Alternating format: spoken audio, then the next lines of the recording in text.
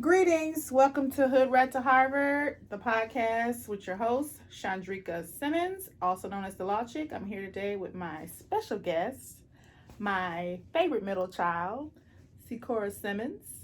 You want to introduce yourself? Sure. Hello. My name is Sikora Simmons. I am a sophomore. I am 15 years of age. I am a Sagittarius. I enjoy long walks on the beach. Yes. Okay. That is me. Awesome. So how you doing today? I'm doing pretty well. It's good. How you adjusting to your new braces?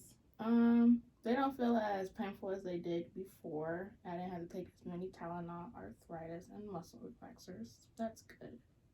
Okay, sounds good. So I think that we will title this podcast, What's It Like Being 15 and Being My Kid?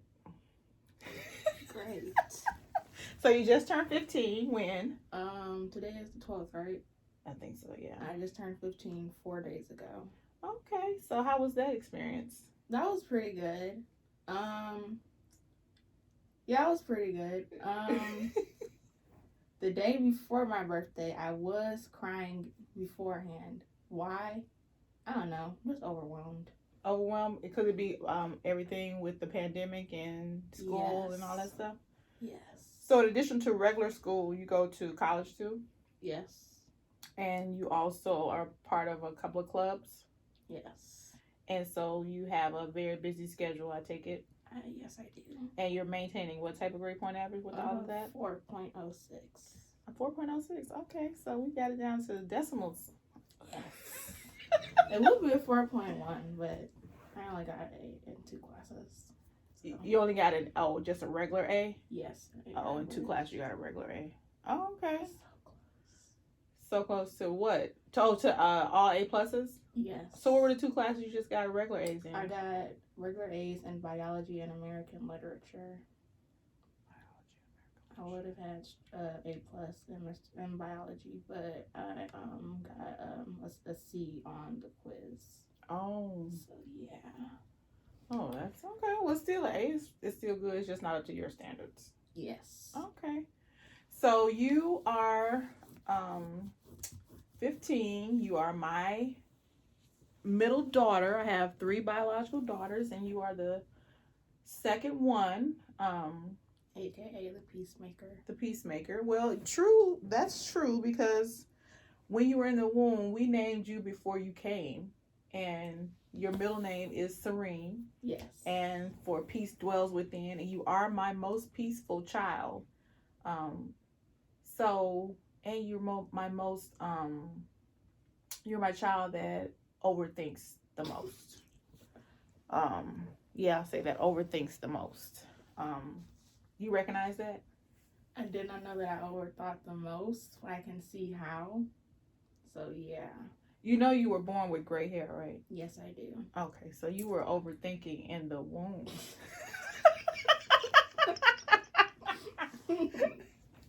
You're the only kid born with a patch of gray hair. I was like, what is going on in her life, honey? She came to us with gray hair. How? Make it make sense to me. I actually got asked questions about me having gray hair in elementary school.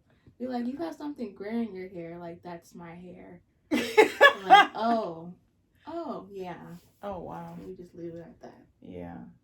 So, how are you managing, navigating being 15, getting new braces? You got new braces last week, right? Yes. New braces. You got braces last week. They're not new braces. They're braces. You've never had them before. And so how are you adjusting to being 15, your new hardware, and balancing regular high school with going to college with your different clubs and all of this and virtual school during a pandemic? It's been pretty good for the most part. I'm actually doing better virtually than in school. My whole thing, I just miss interacting with classmates and stuff. Socializing? Yes. Yeah. That has taken a toll. When you say it's taking a toll, what do you mean? I do not get to interact physically with people as I used to. Like, I used to play a lot of sports and actually get to go places. I don't get to do that anymore. Before I was playing sports and everything, seeing as you have to actually, sports I play are contact sports, and so you can't really do that in the scenario we're in now. Okay. And so what sports did you play when we didn't have a pandemic? I played volleyball and basketball, and in 8th grade I threw shot put. Okay. So yeah, I threw shot put and discus when I was in high school too. I went to state. Yeah, I was pretty good. So toot my own horn there. Anywho, so navigating all of this during the pandemic. So what's your outlet? So if you don't have time to interact with your friends, don't have opportunity to interact with your friends, what do you do to for in your downtime to help you manage all of this? I've noticed with myself, I don't really like FaceTiming people or texting people because it's just not something I like doing a lot. But I'll do it sometimes. So sometimes I'll text people, but usually conversations with myself help because that's just something I've always done. Cooking helps with that because it just keeps me busy and focused on learning something new. Watching a lot of animes and TV in general. You said anime? Yes. Okay. That helps a lot because you just don't know what to expect when you're watching it. And that's pretty much it as far as it helps me. So this is what, Japanese anime? Anime is Japanese. Oh, so if I label it Japanese anime, I'm incorrect. Yeah, it's just anime. It's just anime. Anime is animations made in Japan. Say that again? Anime is animations made in Japan. Oh, I didn't know that. I learned something new today. So what is it when they insert characters of color and they're speaking English? Is still anime? What do you mean? So all the anime in the Japanese language, or how does that work? Japanese. I think anime in general, it's in Japanese. It's the sub, and so when they translate it to another language, it's considered dub. So the sub is the original one in Japanese, and the dub version is the language that they've changed towards gauged towards other people, like English. Some of them are like in Italian, Portuguese, become different languages outside of Japanese, but the originals are sub in Japanese. Oh, okay. I didn't know that. And so you enjoyed that a lot? Okay. I see you like to sing some of the theme music from these animes. What's that about? I don't know. I've just been doing it. I've rather been doing it more as I've been in quarantine with everyone. I used to sing Unravel from Tokyo Ghouls a lot in like 7th grade because it's just, I don't know, I just really like the song opening.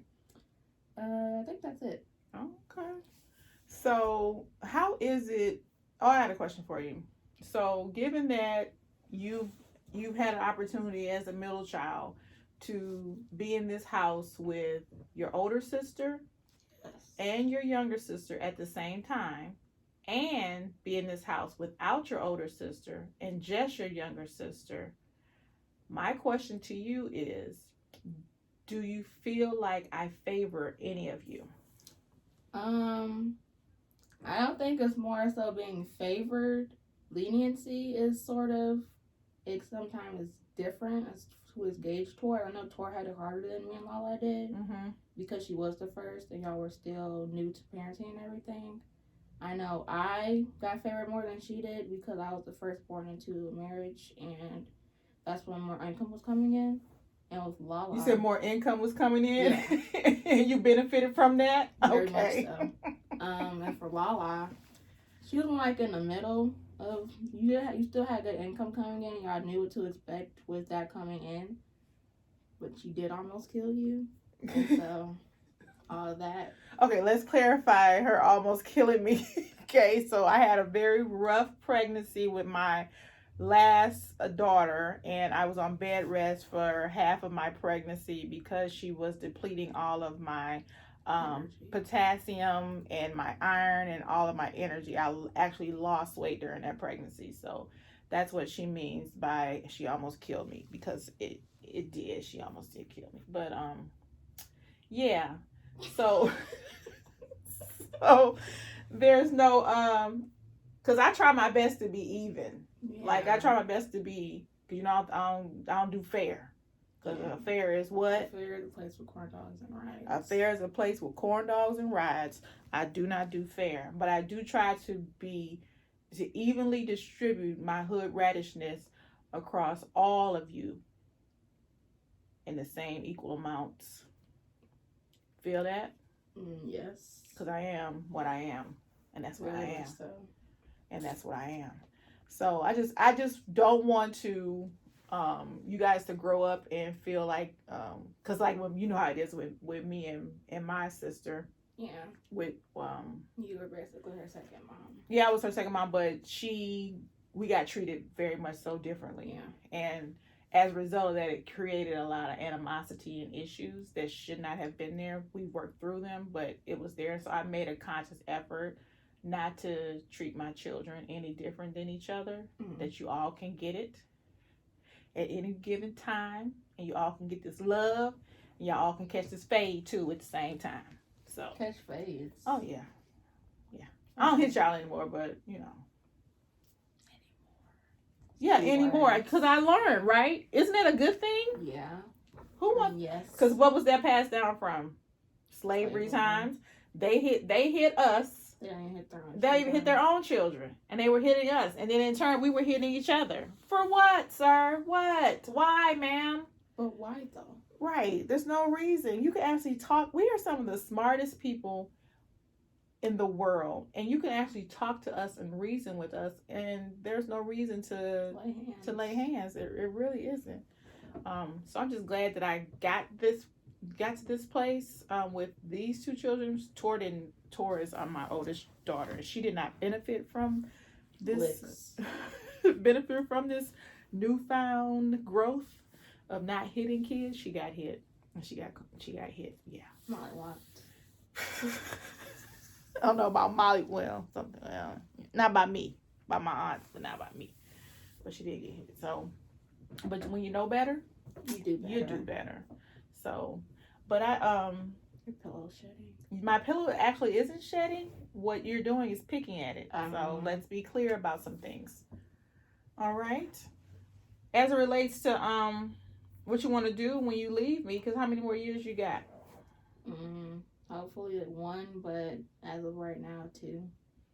Oh, I might have more because of OTEC. If I go to culinary, I have to finish it up in college for the certificate.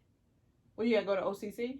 Yes, because the culinary and cosmetology programs are actually part of, you have to finish afterwards, and so they consider that 13th grade for you to get your complete certificate. This is something new that they started? No, didn't Tor have to go, or she did extra hours? Tor they gave her, so with Tor's program through cosmetology, she got her cosmetology certificate while in high school. She was able to go to Oakland Community College for an additional year and then get an associate's degree in salon management.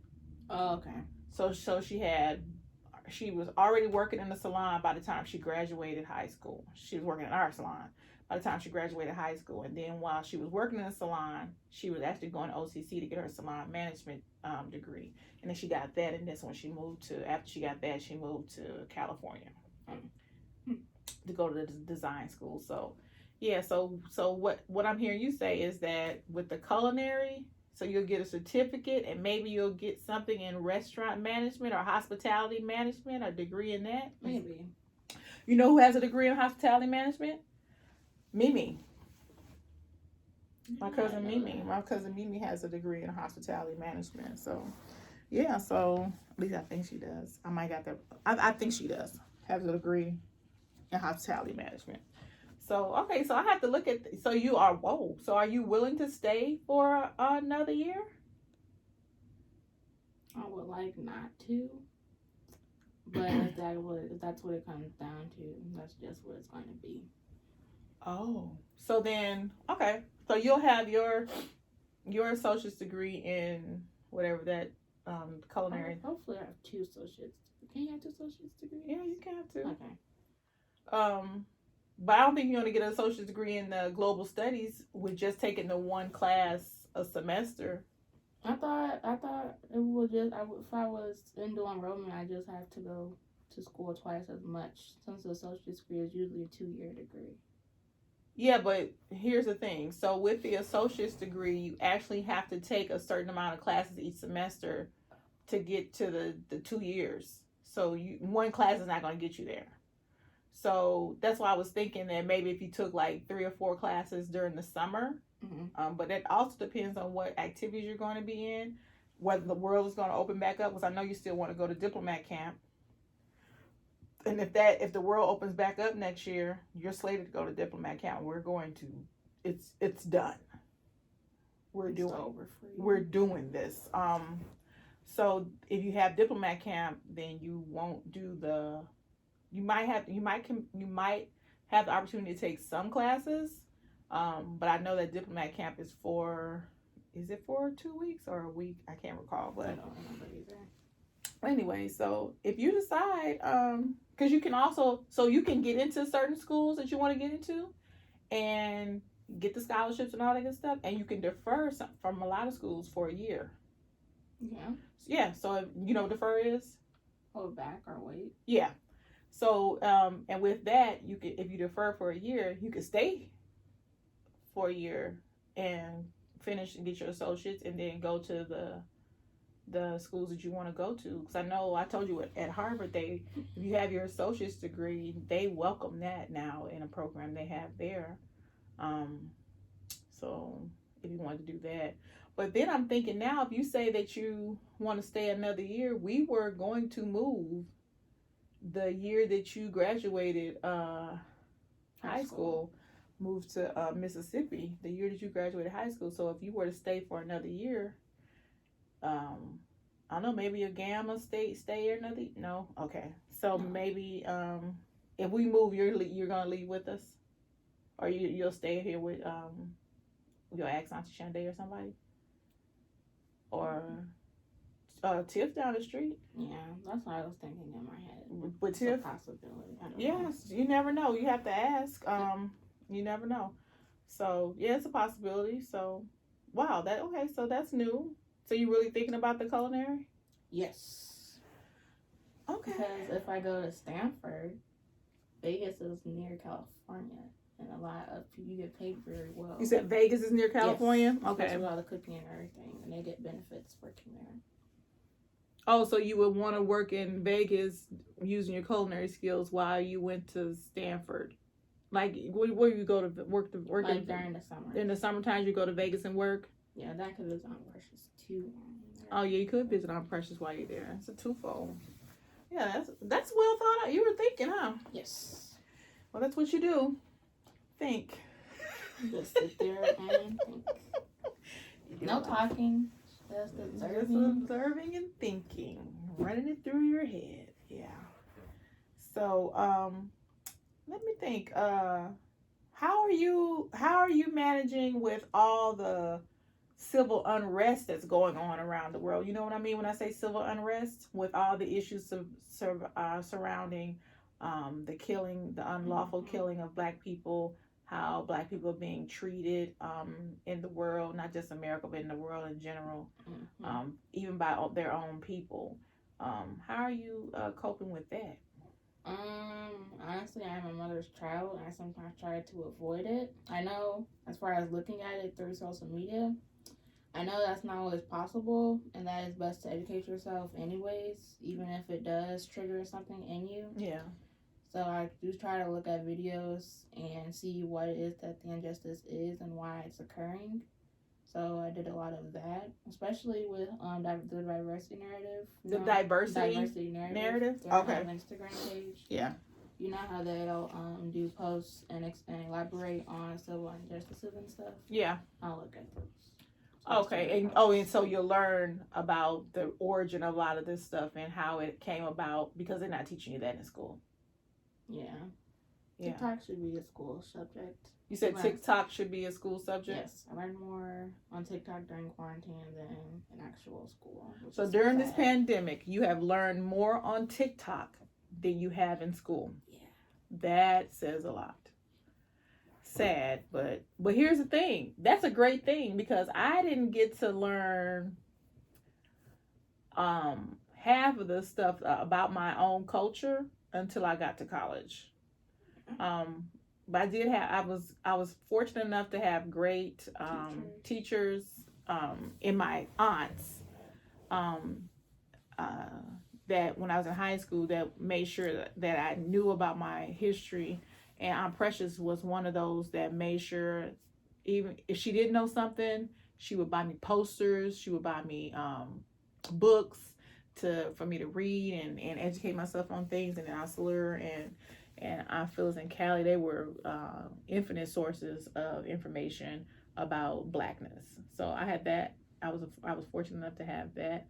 I think it's sad that it's like 2020 and public schools are still requiring you to learn watered down, whitewashed history, and absolutely making a conscious effort to leave out people of color, particularly Black people, to mischaracterize history, rewrite history, recolor history. It's just sad and ridiculous. But as my child, you already know the truth.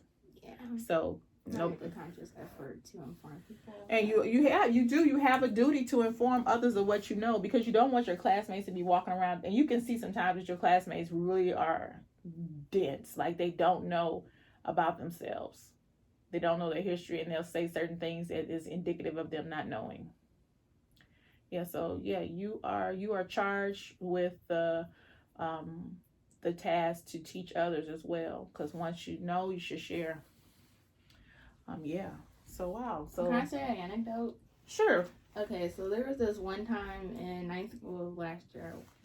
last year in my history class, and we were learning about women's suffrage, and on the assignment worksheet we were given, while I was reading it and answering the questions, I would just put, like, the little add-ons, like when you're annotating, adding stuff. Yeah. I would note that when it would say women suffered, I said white women suffered. Right, that part. And like when the questions say women suffered, white women suffered, because it was their movement, because they excluded Black people, they didn't Black really women. Include Black women, what they were fighting for, right? Mainly supporting them and not women collectively of all ethnicities. Right, Missy, but they wanted to be called the women's suffrage movement, like it's inclusive of other ethnicities, and it absolutely was not. But you must make a conscious effort. That's why I was proud of Solange when she did that no taxation without representation, because I was going through it through that. She did that art no taxation without representation when I was going through it with the emergency managers here in Michigan, taking over majority communities of color and divesting us of our rights to have a say-so in how our government works, but yet still taking our dollars. Still going on, but yeah. I'm glad that my children actually are active and listen to me and challenge the system. So, do you look at it look at that as a burden or a plus? Sort of both, because one, it's sad that we have to do that, and the other is because it feels nice to inform people something that they didn't know or knew little about. So I consider it a mixture of both a burden and a plus. Oh, okay, a burden and a plus. Okay, then. Well, that's good. So, what schools are you looking forward to applying to once it's time to apply? I have my top 6 schools in mind. Top 6? Yes. Come on, top 6. Harvard, Stanford. Wait a minute, Harvard? Stanford. Georgetown. Yale. What? Yale. Howard. And U of M. I made it. Look at God. To be clear here, when you were printing out your 6 colleges, you put that on there. Hallelujah. Hallelujah. We made it on the list. Because it is what? The best school in the entire world. I don't care nobody say, fight me. The University of Michigan. See, our school is different because it has the in front of it. That lets you know to get your pussy together. The University of Michigan, not Michigan State University. The university, let me come correct. The, okay? Right. University of Michigan. Not here for the games. You never heard of the University of Georgetown? I'm sorry, what? You never heard of the University of Georgetown? I say cool, You heard me. You heard me, Lil Duval. What did you say, Nana? You know what? Oh, okay. Next caller. Continue. Girl. So when you're on social media, you mentioned TikTok. When you're on social media, who's some of your favorite people to look at? I actually don't know their TikTok names. I know there's this one black man on TikTok. He does like certain parts. He has multiple parts of videos where he elaborates on certain things that black people have done and invented that people won't tell you that we did. Mm-hmm.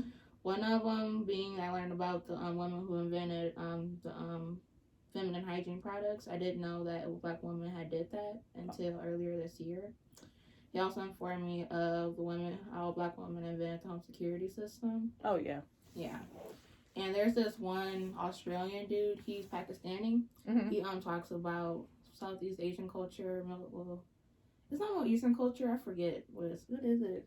Where People don't. They don't call it the Middle East. They call it something else. Not Southeast Asia. Is No. it Southeast Asia? No. It's above, like where Egypt is. Okay. Pakistan and all the other places. They do have a name for it, and I cannot recall at this moment in my life. But I do know what it is, but I just can't recall. Yeah, he talks about that. He talks about African culture as well. Like I learned about, I can't recall if it was India specifically, or a country near India, about there being a breast tax. And so women had to pay larger fines to cover up them breasts. The larger their breasts were, the more fines they had to pay to cover up their breasts. What? It was a breast tax. Yes. So the bigger your boobs were, the more money you got to pay to cover them up. Yes. And one woman, she cut off her breast in protest and served it to the man. She cut off her breasts and served them. She died afterwards, though. I bet she did bleed out. That is crazy. I thought I told you about this before. I don't recall you telling me about the breast tax. I think I told Daddy. I think I would have Googled that one just to see the whole story because that is very interesting. So you're learning a lot off of this TikTok. I also learned some weird animal facts. I couldn't tell you offhand. I haven't seen the videos in a while as a refresher. But yeah. Oh, animal facts? Yes. I used to love to watch National Geographic when I was a kid. To see the cheetahs running and I used to love all that stuff. So I can see why you're fascinated with with nature and animals and stuff like that. So when you leave me, so you guys don't have pets in our house because we don't allow it. No. We don't allow it. So when you leave me, are you going to get a pet? Yes. What kind of pet are you going to get? I'm going to get a reptile of some sort. So probably a pet snake, a iguana, lizard, a turtle. Something of that nature because I can and I don't have to listen to these people. You're only one person. I don't have to listen to this person. Wow. Talk about having pets. Fun fact, I think it was my 6th birthday. My cousin bought me a pet fish. My mother told him to give it back. To take it back. End. I told him to take it back, yeah. Because what we going to do with it? It was a tiny fish. It would eventually die. He got it from the fair. No, he didn't. He got it from Meyer. Did he? I think so. I think Korshawn took me with him to go. Oh, he might have. He overstepped his boundaries. How? Because did he ask? Did he ask? Did he ask because you have that? He asked when he gave it. When he had it on don't do me. I don't give no flip-flops about breaking a child's heart as it relates to an animal as a pet. I say no, and then no is what it is. I don't care if you bought it ahead of time and you loved it and all that good stuff. It's going back because I'm not taking care of it. You see my house now? Be clear here. Just imagine. This is not my doing at all. It is her husband, and her youngest child. They are to blame for how our house looks the way it looks. Okay, first off, that's not true. I stay within my boundaries in my room. That Girl. is it. Am I wrong? You are. I'm not. Elaborate on how I'm wrong. You just are. No explanations, no reasoning, just a plain old no. I'm wrong. And then the worst I would do is the kitchen, because I cook. Is that what you were trying to do? I don't even know if was that your way of saying I was wrong? You have your own messes around here too. Where? I don't know, but you do. Right. I have to think about it. Now she see that you say something. Now I have to think about it. I don't do anything. I don't keep anything out here. The worst I've had is like a backpack out, and I take it upstairs. You are pretty, you do, don't know I'm thinking about it. You do confine your stuff to your room. I don't like stuff all over the place in the house. And it is stuff all over the place in this house. It's so irritating. It's very much so is. But anywho. So this was great. This was great talking to you today. Did you enjoy talking to me? Yes.